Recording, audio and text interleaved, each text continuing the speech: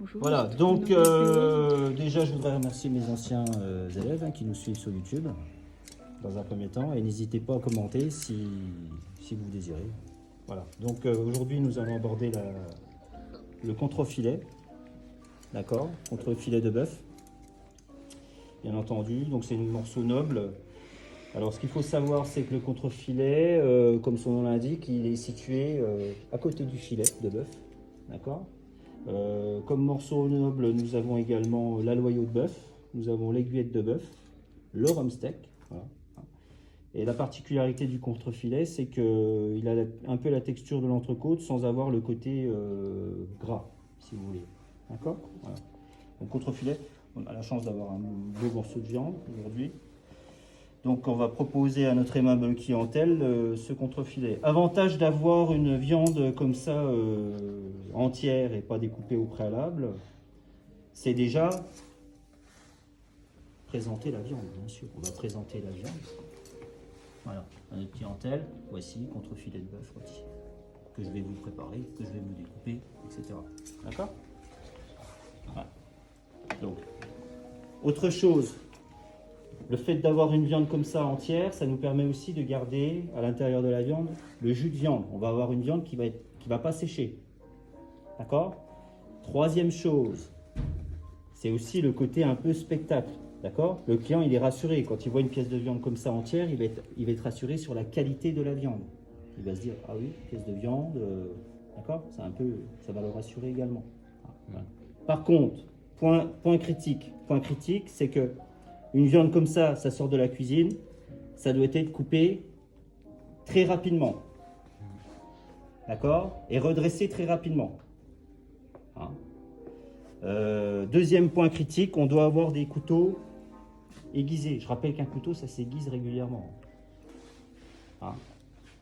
D'accord. Vous devez avoir des couteaux avec des fils de rasoir aiguisés. Ça s'aiguise toutes les semaines. Ceux-là, je les ai passés à la meule hier. Donc il n'y a pas de problème, vous n'aurez pas de souci pour découper vos viandes ce midi. Voilà. Donc dans un premier temps, on va transporter la viande. Je rappelle qu'une viande rouge, on ne la pique jamais. Donc on va la transporter. Hop. Mettre du bon sens. Maintenez la viande avec le plat de la fourchette sans la piquer. On va faire ce qu'on appelle dans un premier temps une entame. D'accord? Qu'on ne va pas donner à notre clientèle. On va juste faire une petite entame légère. Voilà. Voilà. Vous avez vu? Un couteau qui coupe. Donc, le but de la manip, c'est de faire des tranches. Il faut laisser aller sa lame. Vous n'avez pas besoin d'appuyer sur votre lame. Souvent, l'erreur qu'on fait, c'est qu'on appuie sur notre lame. Et du coup, vous allez avoir des coups sur la viande. Là, vous laissez simplement votre lame, vous sciez, d'accord? Et votre lame, elle va descendre toute seule, en principe. D'accord? Quasiment sans effort. Si vous avez un couteau qui coupe bien, normalement, il n'y a pas d'effort à donner. Hein? Essayez de faire des tranches fines, mais régulières. D'accord? Ouais. Je sais que c'est pas évident. C'est un métier, hein, d'être trancheur. Hein. Regardez. Fine mais régulière. Voilà, la cuisson. Qu'est-ce que vous pensez de la cuisson là? C'est un peu. C'est bien. Hein, cuisson. Là, on est à point. Elle est c'est presque trop cuit, si j'ose dire. Il faudrait un peu plus. Là, elle est à point, si vous voulez, hein, la cuisson. Voilà. On continue. Oui. Là, vous n'avez pas besoin de toucher à la viande. Hein. Vous détaillez la viande. D'accord, au fur et à mesure, elle va se coucher toute seule. D'accord. Regardez. Voilà. Là, c'est un peu plus... Vous voyez, à l'intérieur, on a quelque chose d'un peu plus saignant. Hein, voilà. Ça, vous voyez, ça accroche un peu. D'où la nécessité d'avoir des couteaux qui coupent, parce que sinon, c'est un peu compliqué. Et bien là, on a des morceaux un peu plus saignants. Donc, quand vous allez faire votre service, charge à vous de répartir les tranches. Hein, vous allez mettre quelque chose peut-être un peu plus cuit, un peu plus saignant. N'allez pas mettre, par exemple, les extrémités à un client et l'intérieur à un autre client. Essayez de répartir la qualité. Là, c'est bien. La cuisson est bien. Après, si le client il désire... à vous de vous adapter. Si le client il désire du plus cuit, bien entendu, vous allez lui donner une extrémité. D'accord? Bien sûr, ça va de soi. Hein, voilà, c'est pas évident parce que là, du coup, avec le goût... Hein, voilà. Voilà, on est au bout. Hein. Ce morceau-là, je ne vais pas le donner, donc je vais le maintenir en piquant, tant pis. Je n'ai pas le choix. Voilà, vous voyez, c'est très cuit là. Vous voyez, cette partie-là. Les extrémités sont toujours plus cuites. D'accord. Voilà.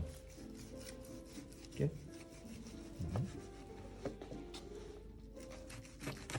Voilà, hop, ça, check. Enlève. Voilà, c'est fini. L'opération est terminée. Maintenant, je vais prendre ma lame de couteau.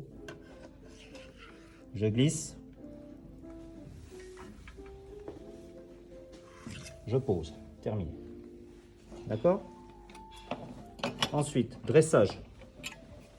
Vous avez pensé à l'assiette ou pas? L'assiette du client. Ça, j'enlève. Hop, mets au-dessus du guéridon.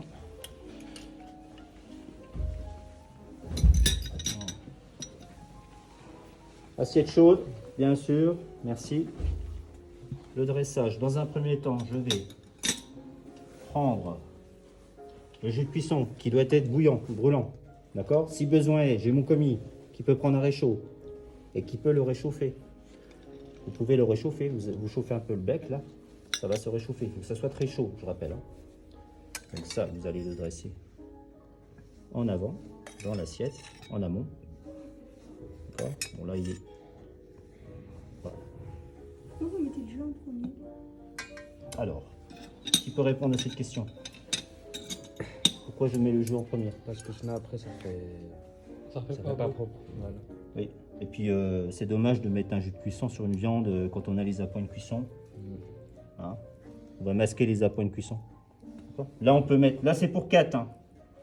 Donc là je peux mettre par exemple 2 bons morceaux et voilà. D'accord? Un peu de salade. Un peu de salade. Ou si j'avais du cresson, je mettrais du cresson. Bon là on s'adapte. La garniture, si j'ai de la garniture. Ce midi je rappelle la garniture, c'est pommes grenaille, carottes, navets. Donc à charge à vous de dresser la garniture. D'accord? C'est bon? Oui. Ça part. Et la viande en bas. Facile? Oui. Bien, merci.